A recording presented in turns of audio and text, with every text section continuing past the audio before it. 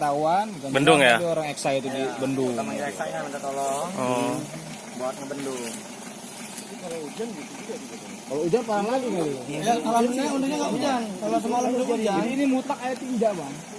Mutlak air hujan. Kalau hujan parah lagi. Kurang lebih jam 8:30 bang ketahuannya bang, 8:30 malam. Emang udah sering atau baru semalam itu? Kalau untuk kejadian seperti ini baru ini kejadian bang. Biasanya nggak seperti ini. Kita tahu meluap itu dari mana bang? Maksudnya? Dari baunya apa memang lihat gitu? Nah semalam jadi nggak sengaja. Jadi kita ini kan lagi tahlil nih. Tahu-tahu kok bau apa ini? Bau apa? Saya bilang.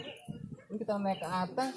Itu udah jalan udah air tinja semua di jalan. Nah, saat kita ke bawah, nah ya inilah. Belum tahu, belum dilihat Jadi semalam kalau nggak kita lihat, ya mungkin udah ke jalan kemana-mana ini air. Karena buru ketahuan, terus langsung kan kita tolong sama minta alat berat untuk ditimbun gitu loh. Ditimbun. Abang udah ngelapor ke dinas terkait warga sini?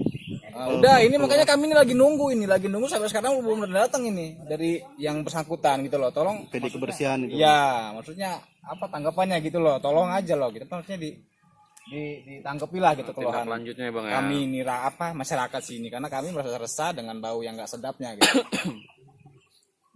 Jam 10 air meluap ikutin jalan turun ke bawah. Nah di bawah itu air itu mengalir dua sisi kiri kanan. Jadi masyarakat yang sebelah kanan kena, yang sebelah kiri kena imbasnya karena meluapnya lumpur tinja.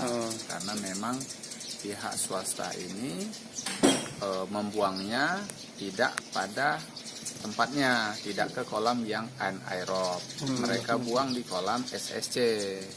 Seharusnya supir-supir tinja ini membuangnya di kolam anaerob. Ya, itu makanya dia kejadiannya meluap.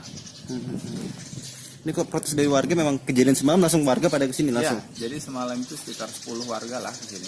Datang semalam itu memprotes terhadap TPA. Tapi kita sudah jelaskan bahwa yang bertanggung jawab ini penuh itu adalah tugas pokoknya perusahaan daerah PD kebersihan.